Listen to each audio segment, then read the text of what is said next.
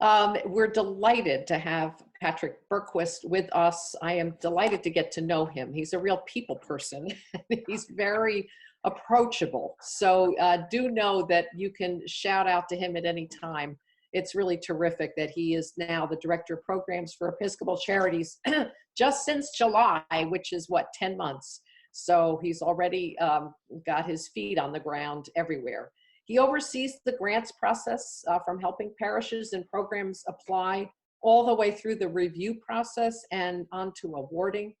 Beyond the financial and administrative duties of ensuring a smooth grant process, which is huge, Patrick's most meaningful role is that of a support to the 94 programs that are currently funded. Most weeks he can be found visiting one or more of the programs, offering words of encouragement and working with them on any number of issues that they may be going through. This is what's so interesting though. During the COVID-19 pandemic, Patrick has worked with staff and board to create a COVID-19 emergency fund, creating resources for outreach programs and parishes and offering support, I would say, in many new ways. He comes with a varied background. He's worked in or served large cardinal parishes and in rural small parishes. Through his career, he's led youth and children's ministries, worked at a university in student affairs and in other nonprofits. Before coming to Episcopal Charities, he was on staff at St. Bart's in Manhattan, where he and his husband, whose name is also Patrick, were married. We're delighted that you're with us. I was present to your presentation on Friday and it's spectacular. So I'm delighted that you will be sharing it specifically with clergy because there are so many needs right now. Thank you, Patrick. Excellent. Hey, thanks so much. And thanks to the clergy and for you all being here today. It's just a real joy to be here with you. We're going to have a conversation today. So a couple of things in the chat function, throw your name and parish if you have an outreach program, if you don't have an outreach program, if there's some way we can be of assistance to you, put it in the chat. You can have everyone share it, or you can send it just to me and we'll respond back and forth. And then even as we're going through the presentation, there's a bunch of slides that I'm going through just to kind of help visualize what's happening. But I'll have the chat function open in a window. So as we're going through, throw a question. I've told the leaders that they're welcome to, virtually throw something at me if we need to kind of go back and talk about something again or go in more depth if there's more questions. So yeah, Steve's already throwing things at me, so I feel good about that. So make sure you put it in the chat for me. And I'll be able to kind of monitor that along with Gina as well. I believe is going to be monitoring the chat. I'm going to share one of my screens here.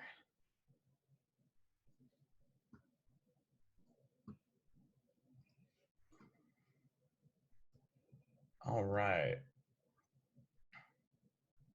And can you all see the slides there? Awesome. Now let me pull up the chat so I can monitor that as well. Hi, everyone. Look, it works. All right, so kind of looking at what we're going to be talking about today, we have a couple of objectives. There we go. So a quick overview of our time together. The first thing is we want to do kind of a quick understanding of the trajectory of the pandemic and how that impacts some of the most vulnerable communities that we work with. So that kind of gives us the overall picture of kind of what we're seeing and how we're actually thinking about this laid out through the next 18 months or so. I want to give you kind of a brief understanding, kind of a briefing on the emergency food network and how to access it. When I was in parish work, both at large parishes and small parishes, I vaguely understood what a food bank and a food pantry was, but I didn't exactly know the difference. And so in this time of pandemic, understanding this emergency food network, I think is going to be really important for our congregations and for the parishes that we serve in. The third thing we want to talk about is some resources that you, members of your congregation, your community, can access So you get the resources to access the social safety network. Again, we're finding this increasing need in our communities, the need to access this network. And for many people, they've never accessed it before and are scared and intimidated by it. And so we as leaders in the church can help ease that fear and that tension.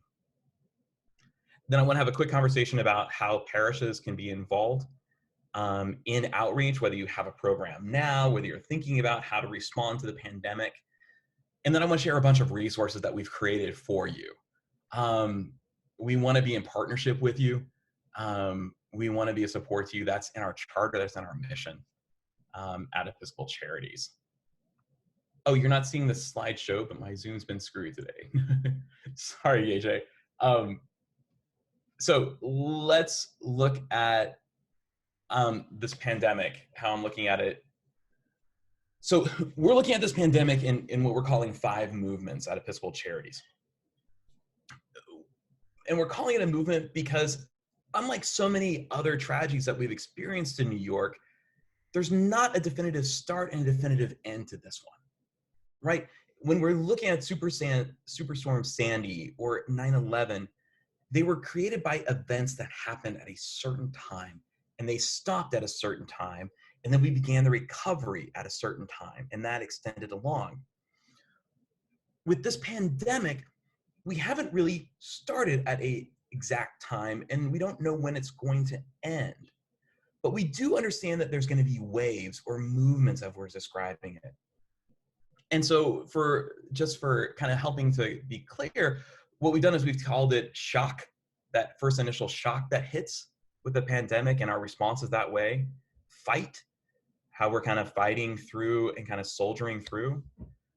Open is how we're beginning to kind of open the economy, open up social distancing, those kinds of things. A normalizing, we're going to enter into a new normal. And then a closing again, or another set of fear that's going to happen because we will likely go back into some kind of shelter in place. And that goes back to shock and fight and open. And so we're going to be going through this cycle a great deal, I think, over the next 18 months. So the first movement is shock. Everyone panicked. Everyone got scared. Things are closing down.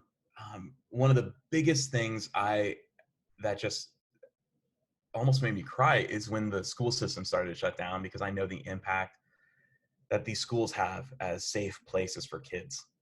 They're critical to the social safety network. And when they close down, that means we have hundreds of thousands of kids, millions of kids really across, who are now at home, often alone or in pretty unsafe conditions. But it's this quick shock, this reaction that happens right away. We're all shocked to see empty churches on Sunday mornings and how we had to kind of move into online worship experiences so quickly. We were shocked and got scared. And so you can see the bottom left here. We bought out everything we could. To clarify, those of us who had resources bought out everything we could. And the impact that this had, just the buying of bulk resources, has a massive rippling effect on the emergency food network, and has a massive impact on those in our society that are at the margins, who don't have the resources that many of us do have.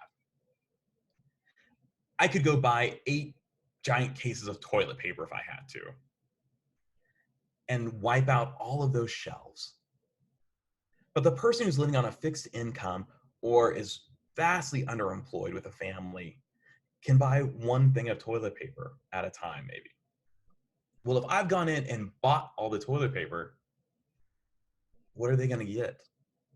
If I've gone in and bought all the rice because I want to be stocked up for 6 months, what's happening to the person that's just trying to get through a week with a bag of rice? So we have these initial reactions coming out of fear and anxiety. We close everything down very quickly, and that's appropriate. We go out and buy everything we can, not so appropriate. But these are all natural response of that shock and that fear that happens. The second movement we've described is this fight. We use the language of flattening the curve, right? What we have to do, everything we're doing right now, flatten the curve, flatten the curve, flatten the curve, make sure that our healthcare system isn't overwhelmed, those kinds of things. And so we've done that. We've increased social distancing. We've begun to thank our heroes. But in this process, we've seen the need continue to surge from people. The picture on the bottom left is actually from St. Bart's on Easter Sunday morning. That's the breakfast line that literally wraps around a city block. I just read they were serving upwards of 3,000 meals in a week within the first few weeks of the pandemic. So there is a sense in all of this of like, okay, we have a purpose. We have to flatten this curve. We have to figure out how to do church. We have to figure out how to do our outreach programs. And there's this real sense of like, we're going to get it done. And that bit is exhausting. Like, that is just straight exhausting. And so that's the second movement of fight. The third movement we've identified is this idea of open. And we all know from the governor that the opening of New York State is going to take some significant time. It's not just an on and off switch. The graphic I have here before you is a listing of the 10 regions of New York State. And there's 7 metrics that every region has to meet before they're able to open up the first bit of commerce that are going to be opening. So this snapshot was taken on Thursday morning. And so Manhattan it has met 3 of the 7 as of Thursday. The Mid-Hudson has met 4 of the 7. Those are the 2 regions for the Diocese of New York. So it looks like the first region, I think, is going to start opening up this week in upstate New York. But even to get to this first step, it is going to take a lot of time even to get to this first one. And this is 1 of 4 sets of metrics that each region has to meet. So it's not as if, great, we've all been doing worship on Zoom and next month we'll all be together again. That's just not how this process is going to work. And it's not how it's going to work for our programs either. So there's these different phases of opening. And again, for each one of these phases, there's a set of criteria that has to be met. I want to point out phase 3. So we are weeks from this opening up. And those are restaurants and service industries mostly. That's where so many of our people who have been vastly underemployed are employed at. Those restaurants, most restaurants in New York, they need about a 90% occupancy to open, to kind of break even. And with social distancing, most restaurants are not going to be allowed to have more than 50% of their occupancy. So what that means is the bussers, the cooks, the line cooks, the bar backs that are all already underemployed. Many are paid kind of under the table, many are undocumented. Those kinds of people, they're not even going to be able to go back to work in this third phase when many others will. So there's a lot of industries that are kind of cushioned through this just because of the kinds of work I can sit at home and sit on a Zoom call and still work and still accomplish things I need to accomplish. But the bar back or the line cook is just completely out. So I bring these up because there are communities that are overly sampled in these particular industries that are not going to come back anytime soon, and are honestly going to be suffering. And suffering is the right word for it, I think. The fourth phase, there's a movement to normalizing. At the bottom we have, a picture of one of our parishes in the Bronx of doing worship on Zoom, and that's extremely exciting. We've kind of we're figuring this out. We can do morning prayer now. We can do different things. And so we're like, oh, this is our new normal. That's a good thing. At the top right, I have a picture of the food bank up at the Hudson Valley. Our food banks and our emergency food network experienced an expanse that was just incredible in need, that we can see from the jobless numbers and those kinds of things. So what's happened with our food network and our emergency kind of social safety network is they have been able to, they couldn't absorb that initial blow very well. And so they're reconfiguring. It's essentially they're creating another floor that they can begin to operate out of. So they're getting rid of some of their old stuff and bringing in new donations, government supplement, government grants, those kinds of things, and trying to figure out how to manage a new normal of a much, much higher rate of need. So I would call this kind of movement as we're trying to normalize. We know that most people in the United States cannot afford a $400 emergency expense just because people's savings are not there. This is more than a $400 emergency expense that our people are going through. So we have this normalizing that are happening. In this normalizing, we're also having a projection of more and more deaths. Our congregations, our programs are struggling to deal with death in a new way. I have kids in after-school programs who are losing their parents because of COVID-19 and are now living with other family members. How does a program director who can't reach out and hug this child or sit at a funeral and go through that important grieving process, how are they able to grieve through this? How are we able to talk about death? How are we able to talk about hunger with our kids? Because it's so out there already and they don't know how to handle it. And so we need to be proactive about, in this new normalization, helping those kids and those people who are struggling with it to be able to talk about it, to be able to give some context for it. So this normalization, it's not so much normalizing, okay, we're fine. It's normalizing to a whole new level of suffering in the context that we're in. The fifth movement I'm calling close. And this is really represented by fear. We know, if you look at the bottom right, a lot of epidemiologists, stuff like that, are comparing this to the Spanish flu. If you look at the initial peak at the bottom there, that's kind of equivalent to right now. The Spanish flu spiked up in its second wave.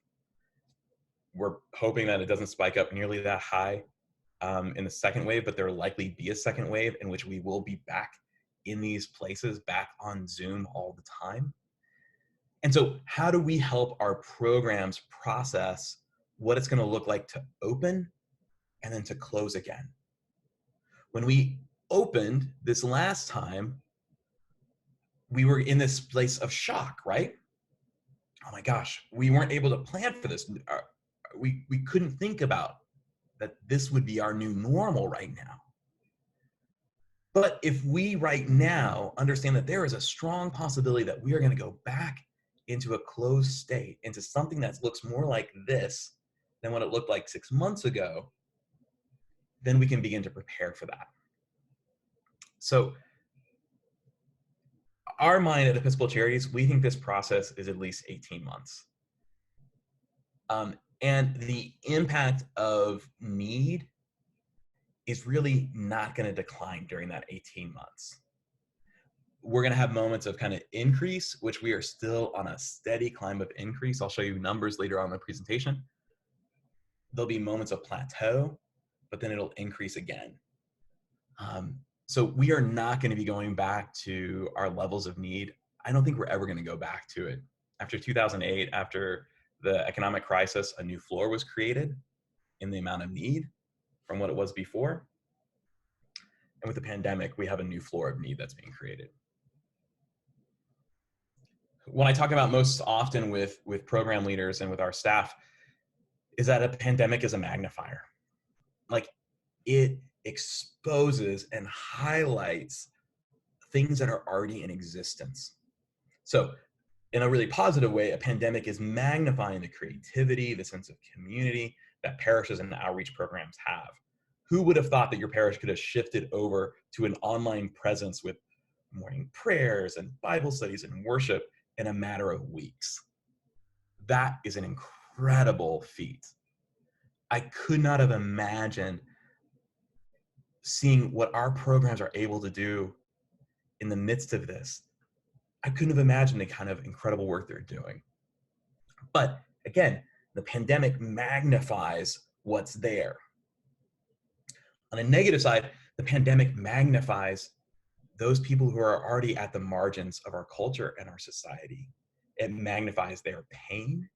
It magnifies the way in which they are continuing to be pushed further and further aside, so that I could feel safer. Because again, I'm going to go get all the resources I can for me, and those other people, will just let them be over there. They'll manage somehow. Someone else will take care of them. So again, the pandemic has magnified the disparities in wealth and education, all of these things. It's been a magnifier. So this experience invites us to see and to change. It exposes the plight of so many who've been pushed to the margins. We're coming to grips with our own mortality in a new way. My dad got the disease, and like, to go for a walk after hearing that, and my dad was really sick for a while, and have to think about my dad not being there. I hadn't had to have that thought before. And so how to process that, thinking about our own mortality in different ways. It invites us to step outside of ourselves in a time of crisis. It allows us to channel our own anxiety to serve others, to be in and suffer with others. And one of the questions we have is, will our churches look the same after we are through this cycle? We have to be changed. Like, this thing changes us, in my mind. So I want to do just a quick tutorial on the Emergency Food Network, because this is what's being accessed in such critical ways right now. And it's helpful for us just to get kind of an understanding of it from a macro level, so that you can figure out how you can help the people in your congregation, your community, on a kind of a more intimate level. So a couple quick facts, and this was pre-pandemic. 20% of the kids in the diocese face food insecurity. That means they don't know where every meal is coming from each day. 743,000 people, about 13% of our population, struggle with food insecurity in the diocese. New Yorkers as a whole, over the whole state, it's about 241 million meals each year. So before the pandemic set in, hunger and food insecurity was already a huge issue. And again, as I said, the pandemic is a magnifier. So the food system is essentially just everything it takes to get food from the ground onto a plate. So it's a massive network. Universities are in it, markets are in it, government's a part of it, nonprofits. It's a really massive, labor unions, everything is going to be a part of that. So one of the reasons why we're having an impact on the food network, and one of the reasons we're talking about the food network, is because COVID-19 is impacting the way our food network is operating. This is from a CDC report that talked about food production, meat packing plants, those kinds of things. And because our network is so integrated with each other, when a food plant in Iowa or a chicken manufacturing, like a chicken processing plant in Arkansas, comes down with the pandemic and COVID-19 and they have to shut down, it has a massive rippling effect through the entire food system. Now, the priority in the food system is commerce. So the last place you will see that hit is at the grocery store. The first place to feel that hit is in our food banks and our feeding programs and our government programs. That's the first place they feel, because if there's a shortage, a company is going to make money by selling this stuff as opposed to giving it away or selling it at a cheaper price to the government, to a food bank.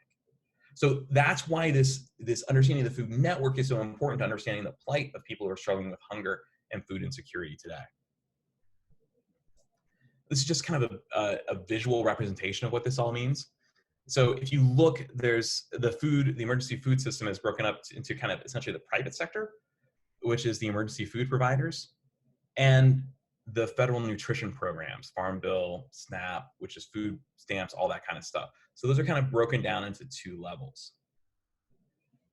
Looking at the first one, the emergency food system, Feeding America is one of the largest 501c3 networks in the country, and it's the network of food banks. So let me describe a quick thing, the difference between a food bank and a food pantry. A food bank is like a bank. It holds a massive amount of food for a particular region, okay? A food bank distributes food to food pantries, grocery programs, meal programs. So you can see that at the bottom, right? So like Meals on Wheels is a meal program because it's able to take money through grants and through buying from a food bank, prepare it, pack it, and get it into the homes of people who need it. A food pantry is able to go to a food bank in the region, purchase or get through grants large bulk items of food, bulks, and bring it into their food pantry to distribute. Does that make sense? Let me compare this to the federal approved food program, SNAP benefits, the National School Lunch Program, WIC, School Breakfast Program. Millions and millions of meals are replaced through the government program at a much, much higher rate than it is with the through the emergency food system, like the volunteer one. It's amazing that in these kind of nonprofits, these are like church food pantry, stuff like that, we've done over 4.3 billion meals. It's about 3 times that much in the government programs. So if the government stops doing these feeding programs, there's no way that the private sector can help fill that gap in such a quick way.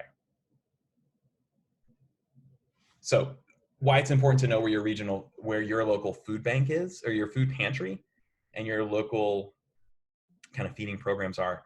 You start off by going to Feeding America. And if you notice on all of these slides, I'm putting web links on them so that you can just click right to it and you've got the resource. You can see where I'm pulling stuff from. Feeding America is really the big organization for all the food banks, and those are regionally. For the Diocese of New York, we have 3 regional food banks, the Mid-Hudson, Feeding Westchester, and the New York Food Bank in New York City. And if you see there's a thing that says find your local food bank, or food bank, find your local food bank. So if you click on it, you hit New York City, that's what you come up with, the Food Bank of New York City. Now, why this is really important is we are finding more and more people in our congregations who have never thought they would ever have to access the emergency food network, who are now calling priests and rectors and saying, I know we have a food pantry at church. How do I access that? Do I need to have a letter from you saying that I need this? Do I just stand in line with everyone? Do I need to bring an ID? Do I have to bring proof of how many people are in my family? Right? So these questions of people that have never had to access this are asking these questions now. So finding your regional food bank, because your food bank will have the links to all of the food pantries and feeding programs in your area. So this is what it looks like for the New York City. If you were to go to the Mid-Hudson and go to the Mid-Hudson Food Bank, one of the programs it would send you to for a food pantry is Fred's Pantry at St. Peter's Episcopal Church in Peekskill. I want to show this graph just to show you what their increase has been in the last, comparing the last 2 years of these particular weeks. They've had a jump of over 317%. A 317% jump in need. So we can see the first two bars in each one of these weeks at the bottom are from 2018 and 2019, and then the light blue one is the surge of 2020. And it's interesting, you can see by just looking at the numbers where that surge hit, where COVID-19 hit. If you notice, it says May week 1, and we have a drop. That's pretty typical for food pantries. Food pantries and feeding programs have the highest level of need at the end of the month. Because for many, they get their Social Security check at the beginning of the month. And so what we're seeing is that food banks and food pantries are really those places of kind of last resort for so many people. The check is run out about 2.5 weeks into the month usually. And that's when we see another spike in need. Okay. Our parishes are responding in incredible ways with food insecurity. Holyrood in Manhattan is actually delivering food to people who are scared to leave their apartments.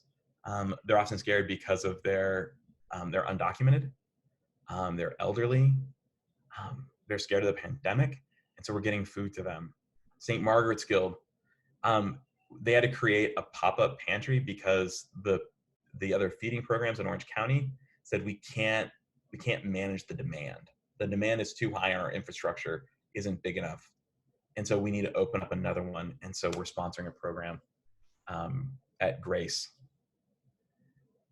Food for Life at St. Thomas Amelia, one of my favorite programs.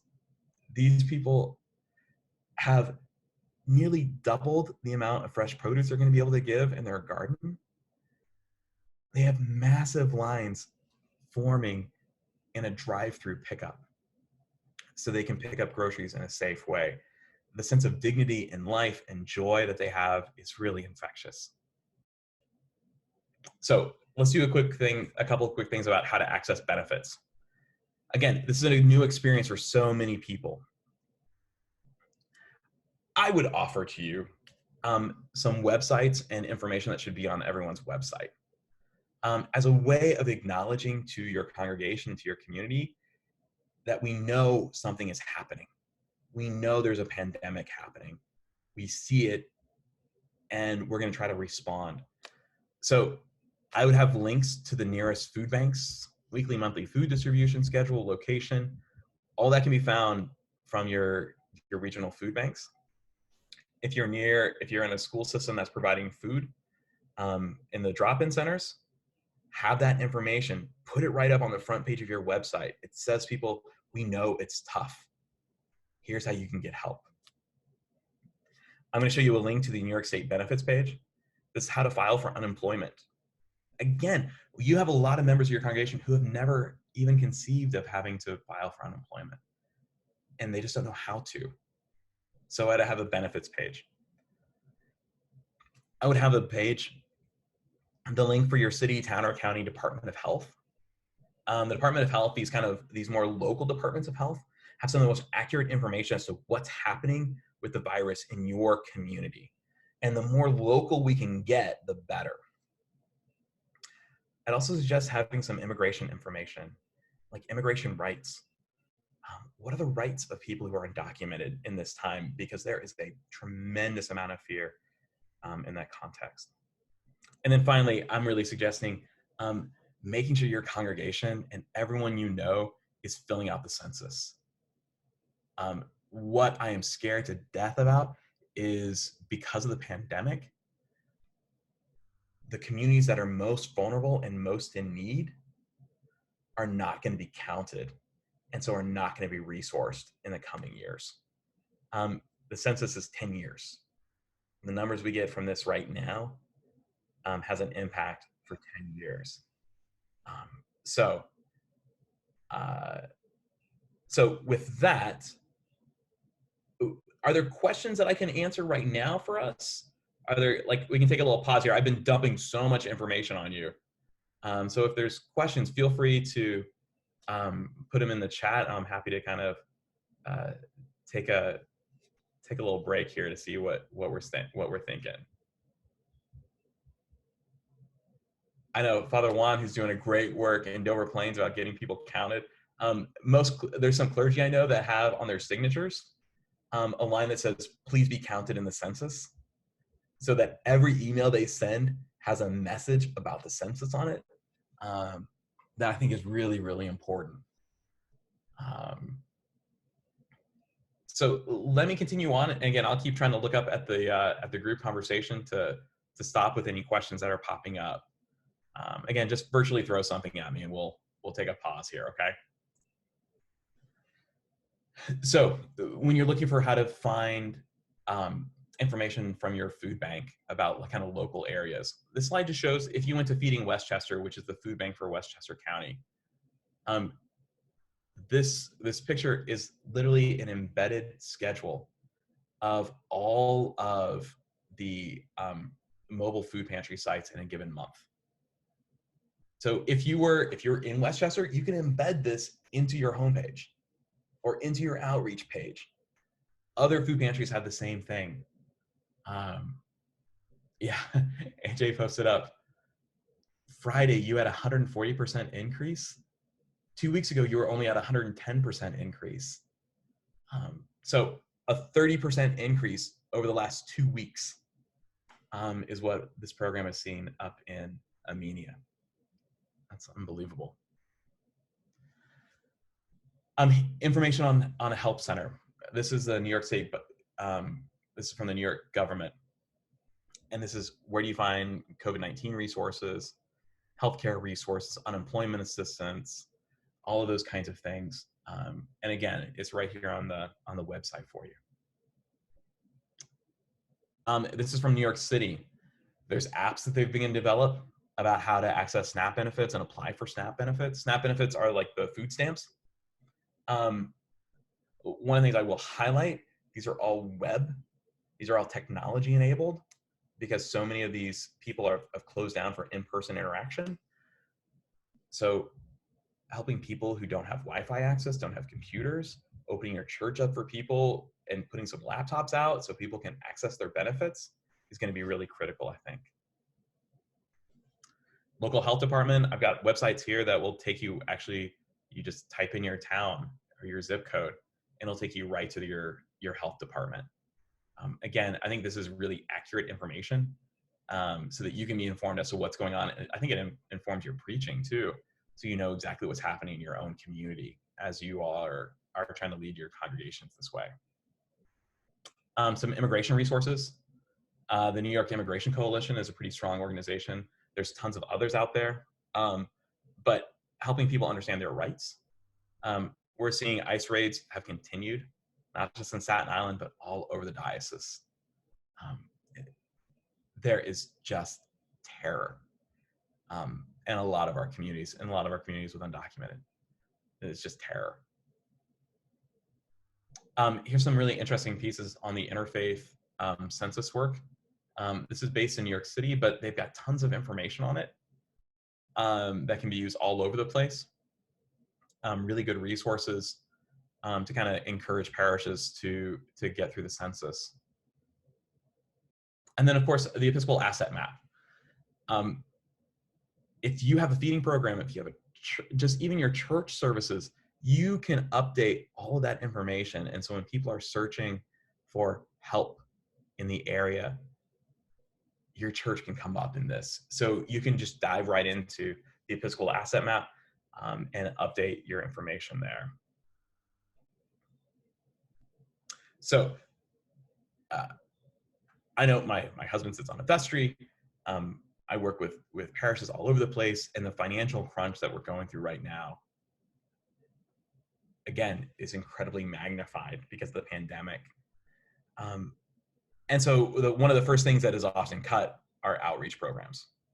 One of the first things to go is we just can't afford that. And I totally hear that.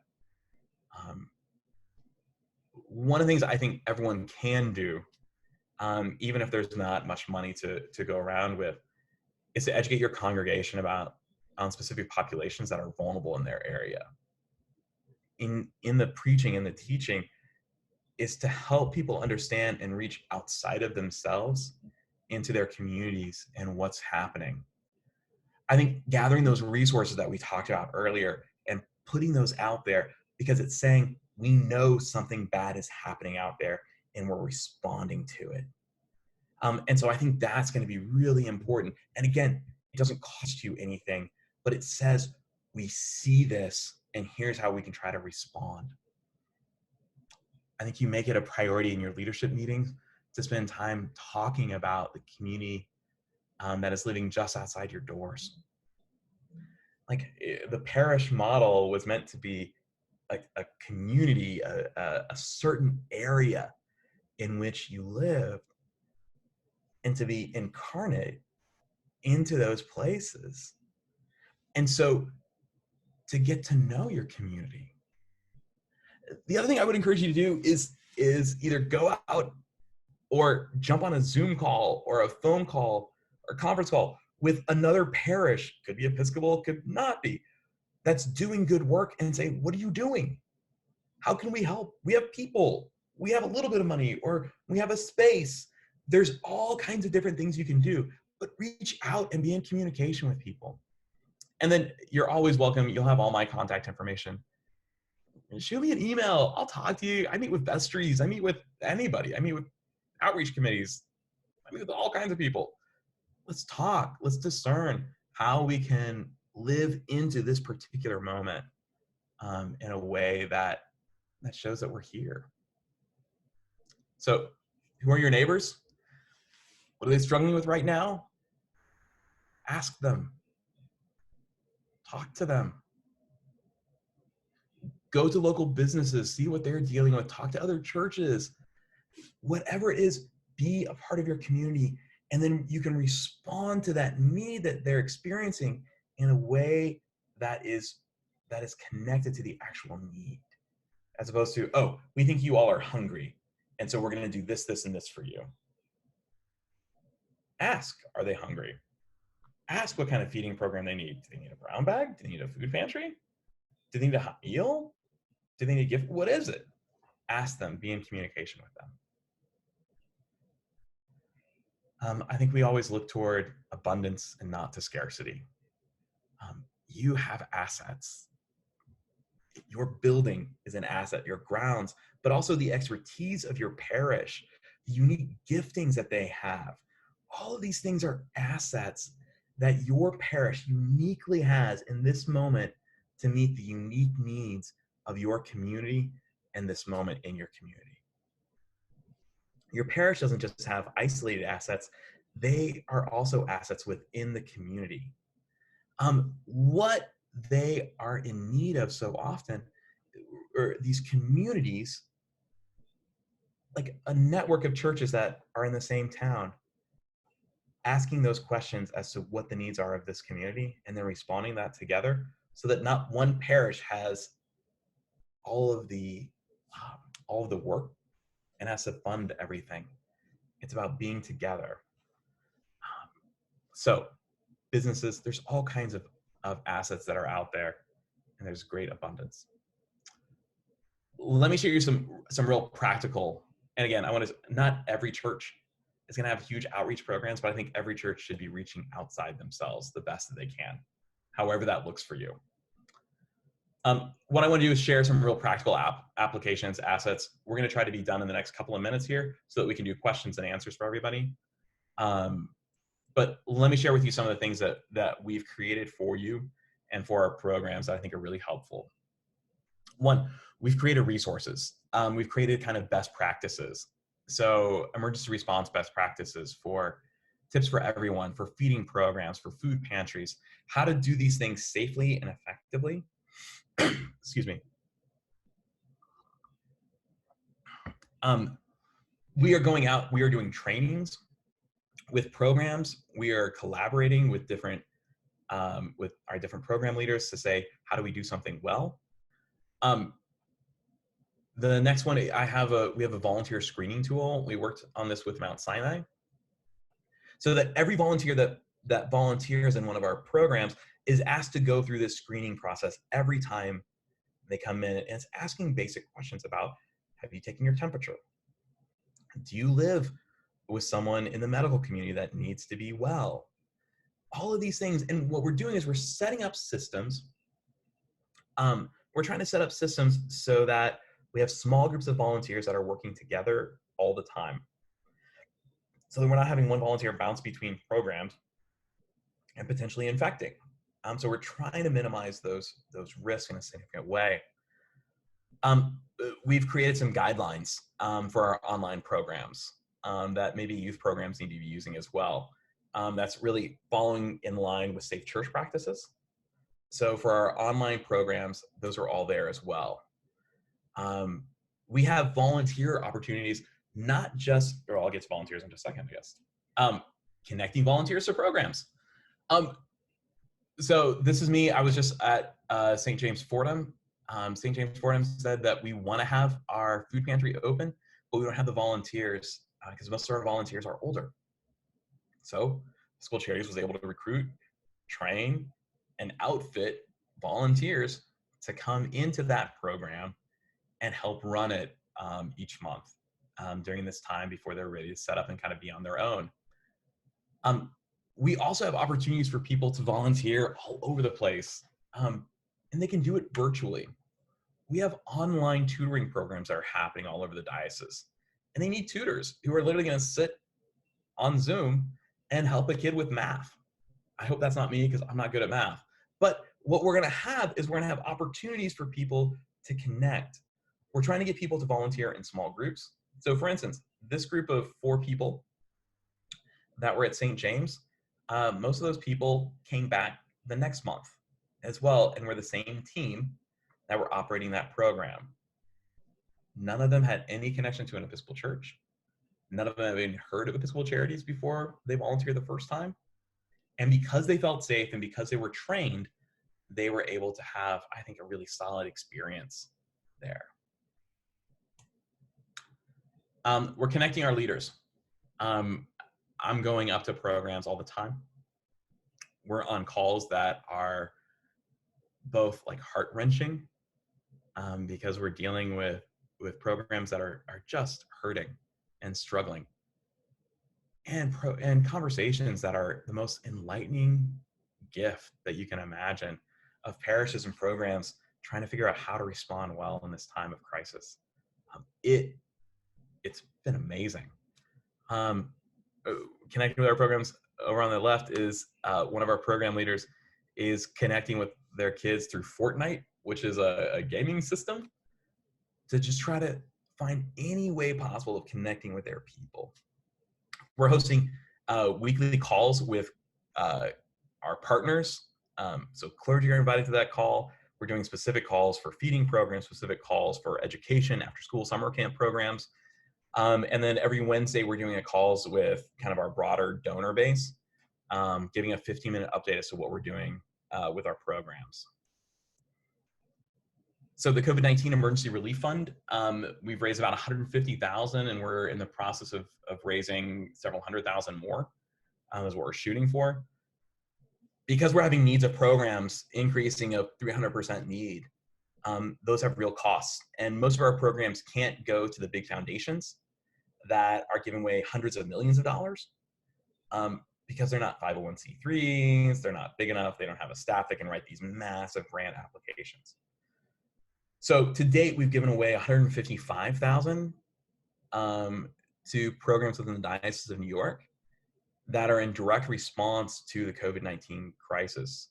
We're giving priority to our programs that we already have relationships with, but we're open to other programs within the diocese. Just be in contact with me and we'll work through what that looks like, what those details look like, and how you can apply for that.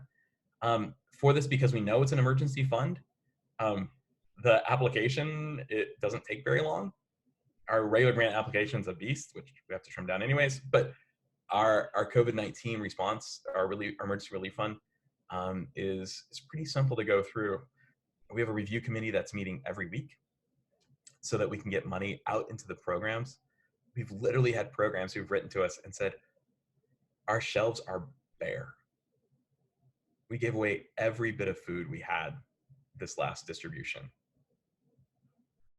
And so we do a wire transfer to make sure they can go buy more food to take care of the communities that they so love. So there's a couple different ways.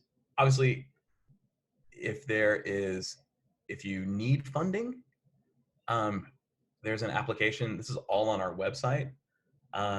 If you have some extra from a special gift or something like that, that you want to give to the COVID-19 Relief Fund or to Episcopal Charities, just so you know, every dollar that we receive through these, every donation we receive, every donation to the Relief Fund, 100% of it goes right back out into the programs. Our administrative costs are covered in other ways. So my salary is covered in a different way. So when you make a contribution to us through our website, if you give us $100, I'm putting $100 to work at a food pantry. $100 does 310 meals at a food pantry. $100. That's incredible. So 31 cents a meal at a food pantry is our average of what it costs per meal. At a feeding program, it's about $1.92. So if you calculate out, that's the number of meals in which you are helping to provide. 31 cents, $1.92. I think it's pretty amazing. Again, you can always reach out to us. This is our staff. We're a small crew, but we work pretty hard to get stuff done. So you can always, again, this is all on our website. You're welcome to reach out to any one of us. So I will stop sharing my screen and we'll enter into a conversation here. If there's questions or things that I can offer or ideas that you all have that you're doing right now, we'd love to hear any of those things.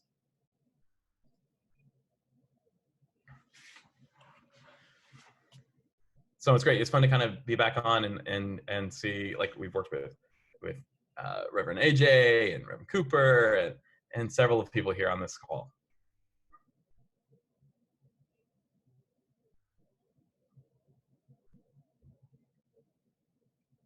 Oh, Vicki, I think Yeah, you're I on. have to figure out how to unmute. Thank you. I have a question about thrift stores. Yeah. We've got lots of clothes. We also have elderly volunteers and are concerned about it, but we also know that the community in Getty Square is in need of clothing. Is there a way in which a thrift store can be reopened? Is that something you've dealt with yet? So our suggestion right now has been no. Yeah. It is too hard. It's too hard to manage, like Right. all the cleanliness and the social distancing in those programs. Yeah. It's getting people in a building. So all of our feeding programs right now, they're all happening outside. Yeah. Because, it's fresh air. It's people aren't, touching surfaces as much, those kinds of things. So if there are people that specifically need things, if you were to have kind of a private consultation with them and someone could go and pull items that would then be given to them, right, that would be one way to do it. But bringing them in to go for a shopping experience in a thrift store is going to be really difficult right now until we get a better handle on what's happening. I also know there's a lot of parishes that utilize their thrift store as a significant income driver for parishes. Yeah. And so I know that they're suffering in a really significant way there too. Right. But just from a safety concern, Right. we're really hesitant to say, yeah, open those doors up, even though we know there's a need. Yeah. How to do it would be to kind of set up individual appointments and you bringing things out to them. Right. Right. Okay. And not going inside. Okay. Thanks.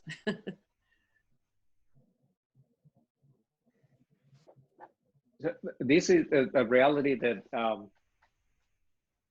just by listening to you, Patrick, it sounds like really overwhelming to a moment, and then it kind of injects some anxiety in my system, like, oh my God, what can I do? So it's something that I'm finding the practical points of what you're putting there in the presentation so critical right now. Just putting something on my Facebook page, on my website, something where people can have access to some information right now. So what we are seeing on the field is a lot of people are coming back to their churches for resources. they're saying, you're a trusted institutions here in my town. What can I do? Where can I apply for benefits? Where can I find a food pantry? How do I go about the process? So having something outside there, just for the sake of information, you don't have to create a program. You don't have to do like the major thing, just put out the information so that people can have access to that information right now. So there is no parish right now that is not touched by this reality. Everyone across the diocese, 197 churches that we have, all of them in one way or the other have been touched by this reality. And we are going to see again that increase in the need and in the access as well, that people needing some resources and concrete ways to respond to them as well. So I really appreciate those resources that you're putting out there, Patrick, because I think they are going to be practical way than just copying and pasting the link on my Facebook page, for example. Yes, that alone will help someone. Thank you, Patrick, for that. Yeah, and what I'll do is I'll share that real quick.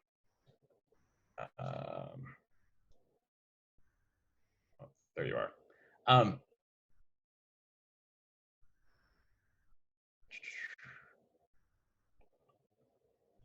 Sorry, my computer is being screwed. There it is. So again, these are just are pretty simple things to put up. Finding the link to your food distribution, link to the state New York benefits, city, town, county Department of Health, and really census data. I just think are really, really important. So putting these kinds of things up, and here's the other thing I would really suggest is in your area, there are Episcopal parishes that are doing exceptional work right now that would love to have your support to be talking about it. So if you know that, if you're up by Armenia, like no better place to go than to Food for Life. To have a space where you can receive donations for them in a safe way. I'm sure AJ would more than welcome additional help and resources, those kinds of things. So it's not that every parish has to recreate the wheel. In fact, that's not a good thing. In fact, we're very cautious about supporting new programs in this time because we don't want people to become dependent on them and they're not sustainable and they collapse, because then we're actually doing a harm to a community. So we're really focused on making sure that we're not going to do harm to communities through this, even out of our good intentions.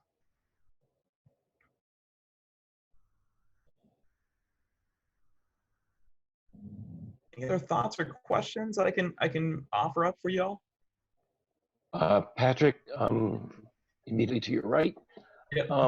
A wonderful theme I'm hearing here is simply always to think in terms of partnership, both in terms of partnership of suffering and a partnership of health, that so many of us have been in the position of being able to help the people out there. And then suddenly the people in here need help, and you have one or two reactions. The big one is, I need it, I need it, I need it. Yeah. And perhaps that's something we can learn from the people we used to serve. And without serving ourselves, it's like, how do they get through that? I was very taken by the wisdom lesson at the very beginning, which is that wisdom has come to people who were slaves, that the people at the top obviously no longer have the franchise on wisdom. Wisdom has come to everybody. Yeah. So we learn from that. And then the other is that I take away from this is think of yourselves, we need to think of ourselves in partnership, both with the marvelous ways in which Episcopal Charities is stepping with all these ideas, but also the other congregations and people in our immediate area, which is, what do we have that the Jews don't have? What do they have that we need? What about the Presbyterians? And create this congregational safety net in our neighborhoods. So thank you for opening that up. Yeah, Steve, I mean, you were spot on right. It's interesting, there's new research, it's a big research book called Forces for Good, which is talking about what nonprofits in the country are doing and kind of the trajectory of what's going to happen there.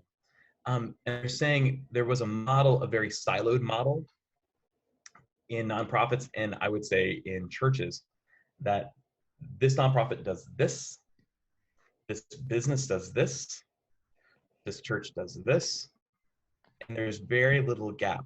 There's very little connection between the two.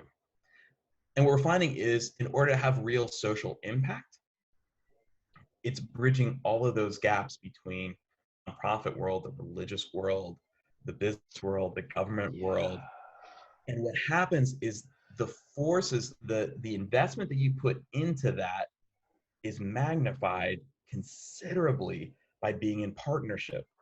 And the impact you're having is blown up considerably. So for instance, a program in the Bronx tweets out to a person running for Congress from their district. And the person had tweeted out, "What are you doing during COVID-19? This program said, "We are feeding hundreds of people a week in the midst of COVID-19 with their website." That person is running for Congress. They want to be seen as connecting with their people and doing good. So what do? They blast it out to their constituents, which means different people start giving to this feeding program, which means there's connections made to this program, which means their impact has now increased again, right? Because they chose not to just be, we are this feeding program, right? Because they expanded out and found the assets that other people have, they're able to do the ministry that they feel called to in a more significant and powerful way.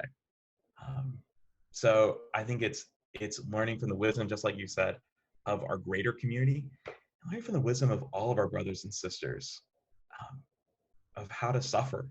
Like, and again, my suffering is a very different suffering because I got plenty of food in the refrigerator. Literally, I'm having phone calls with program leaders who are hearing arguments going on in the background of a tutoring session because mom and dad don't have enough food to eat. And that was about 2 weeks into the pandemic. And I know those families. Again, we've often talked about, you know, how important it is to flatten that curve, right? And to go down. I think this is obvious, but just to make it very clear, the trend line for need is not following that curve whatsoever. It's only increasing. Again, AJ said that they're up 140% increase. I think it was up there 2 weeks ago, and they were at 110% increase. So another 30% increase over 2 weeks, and the line has been flattened up there, but not the need line. So I think that's just, I think it's really, really important for us to keep in mind.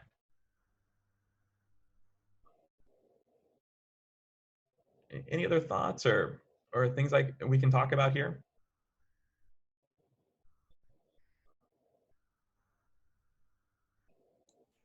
Hi, hi Patrick. Thank you for sharing what you've shared with us today. I'm curious. You know, we have our food pantry has, you know, a separate account and all that. And I'm at St. Stephen's in Pearl River. Okay. And so we're kind of on the edges of things as far as what the folks in the city are facing, but we have a lot of the financial need because our communities here in Rockland County, we have a lot of commuter families who, you know, many of them, if they weren't working from home already, have had layoffs and furloughs and stuff like that. But then we also have just a vast array of socioeconomic status around our county. And we've had to shift from, you know, in-person pantries to doing, you know, scheduling pickups. You know, people come in, they call the church and we schedule when they can pick up their food. And so we saw a dip, but we're starting to see, you know, because we became an emergency pantry in essence, we saw a dip at first. And now we're starting to see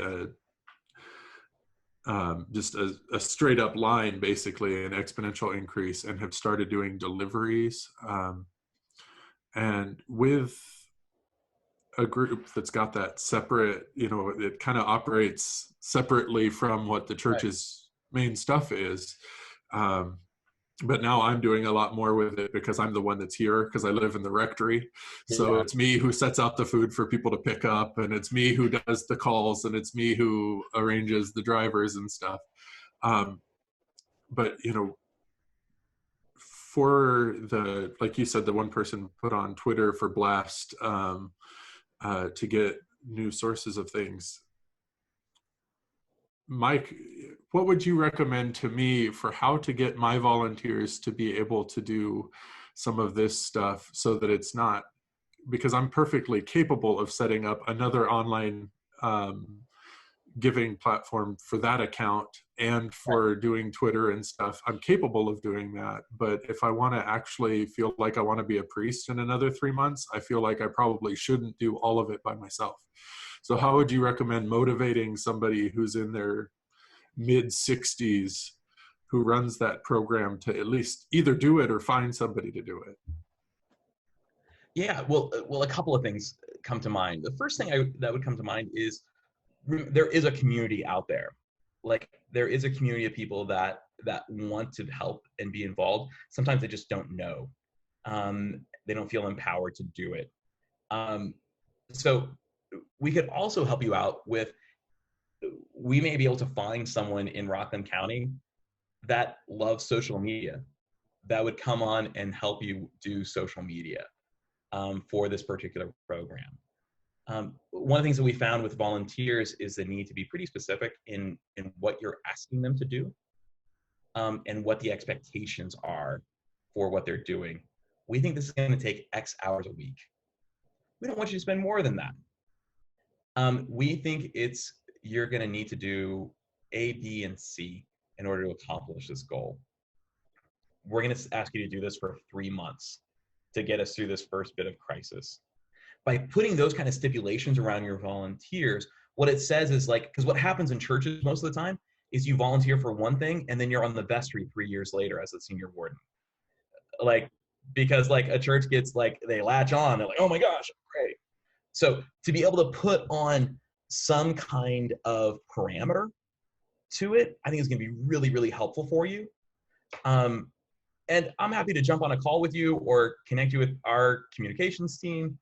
If those things are helpful, just to be in conversation and kind of brainstorm some other ideas, or to have you connect with our volunteer coordinator. Thank you, Patrick. Great. Thanks, Kyle.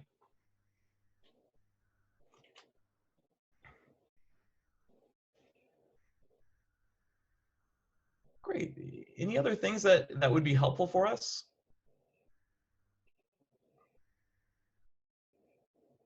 I mean, I'd be certainly okay with ending a little early if that's all right with everyone. But yes. So, and I think we are reaching that moment, and I think it's a moment to once again appreciate your wisdom and what Episcopal Charities are doing today. I think it's crucial, this work, and more than that, to know that we don't need to reinvent the wheel is so crucial at this moment. The resources that we have, the little, the much we have, we can be smart about them and invest them in a smart way. So we have an institution that is doing that work for us in so many ways, connecting us with resources, helping us to digest information that is out there, connecting us to local resources that are so crucial at this moment as well. And more than that, connecting us to other Episcopal churches. Who knew that we could connect with other churches? And at this time, we could do that so that we help each other in this network of services that we can be provided. So thank you, Patrick, and thank everyone for being here today. And I think one of the easiest steps that we can take out of this conversation is to put out something on your website and the church, or your personal Facebook page, or your church's Facebook page, something that can be of access, and believe it or not, it will be saving a life this time. You know, it's something as simple as that. It's having people have some access to resources in a simple way. So thank you, everyone. And this recording is going to be online as well. So if you want to share this with your lay leadership, please do that as well, so that they have access to these resources. And more than that, they can spread the word and all that. So, and, Gina, would you send us off with a prayer? Sure. Before I do, shout out that thing again. We just really appreciate you guys coming. And we thank you, Patrick, so much. I learned something every time, and I'm really inspired by this. And I will be preaching about it on Sunday. For those who I think hopefully every 197 churches in our diocese have some child of or teen of some age. Next week's focus is on children, youth, and family ministry in this time of COVID. Very specifically, in this time of COVID, we'll have 4 presenters that are offering a variety of just what's working for different places now. Please send your lay leaders, your Sunday school teachers, your anybody who is or might like to lean into that ministry, because we are needing to draw new people in who have that creativity. So that's the shout out for next week. And we have good things coming up. So yeah, Kyle. Is that, so that's not just next Tuesday, is that also on the Friday one then? Yeah, Okay. So it'll start on Friday for lay leaders, but y'all are welcome. And then the following Tuesday for clergy. And we're just going to dive into it. And there's some really, really great, very practical, easy to do things, especially for parishes who are a little stuck and need just like, give me something. So there you go. The Lord be with you. Let us pray. Loving God, we look outside our windows today and we thank you for this new day. And we know that this is what we have today. Help us to be present. Help us to be deeply present to this day and the need that's in front of us, but still firing up our hearts for what we can do to love and serve you and those deeply in need tomorrow and the days ahead. Thank you for the wisdom that you bring to us and the community that you lead us together in and the support that you allow us to have for each other. Lead us all out into the world to love and serve you. In Jesus' name we pray. Amen.